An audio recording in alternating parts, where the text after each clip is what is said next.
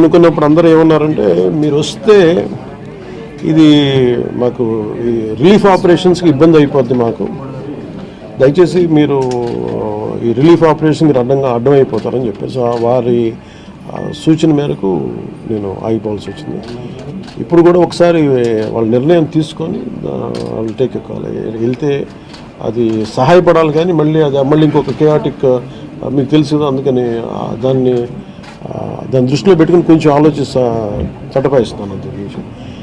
లేదు కొంచెం ఇబ్బంది లేదంటే ముందు మెయిన్ అధికారులు పాపం గత 72 గంటల నుంచి వాళ్ళు నలిగిపోతాను నిద్రాహారాలు లేకుండా. సో వాళ్ళని దృష్టిలో పెట్టుకొని మళ్ళీ నేను వెళ్ళి సహాయపడాలి, కానీ మళ్ళీ అది అదనపు బరువు అయితే మళ్ళీ ఆ రెస్క్యూ ఆపరేషన్స్ ఇబ్బంది కలగకూడదని చెప్పి నేను దాన్ని దృష్టిలో పెట్టుకొని నేను స్వయంగా నేను పర్యవేక్షిస్తున్నాను.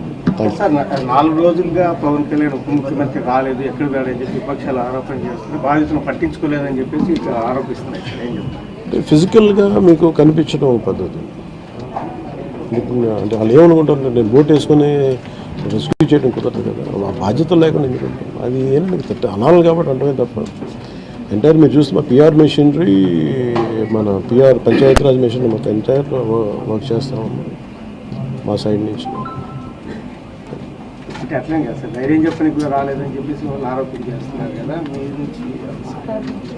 అది నేను అట్లా అనుకోవట్లేదు. అంటే ఏమైపోతుంది, ధైర్యం చెప్పడానికి వెళ్ళి ఒక్కసారి మీద పడ్డారు అనుకోండి, పరిస్థితులు ఎలా ఉంటాయంటే ఇప్పుడు నేను మొన్న పింఛన్ డ్యామ్కి దీనికి వెళ్ళాను.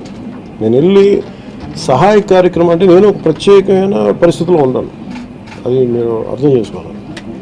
ఇప్పుడు నేను వెళ్ళి కూర్చుంటే వెళ్ళిపోదని రెస్క్యూ ఆపరేషన్స్కి ఇబ్బంది కలగకూడదన్నది ఒకటే నన్ను, ఆ సూచన ఒకటి నన్ను ఆపినాను, అంతమించి వేరే అవ్వలేదు.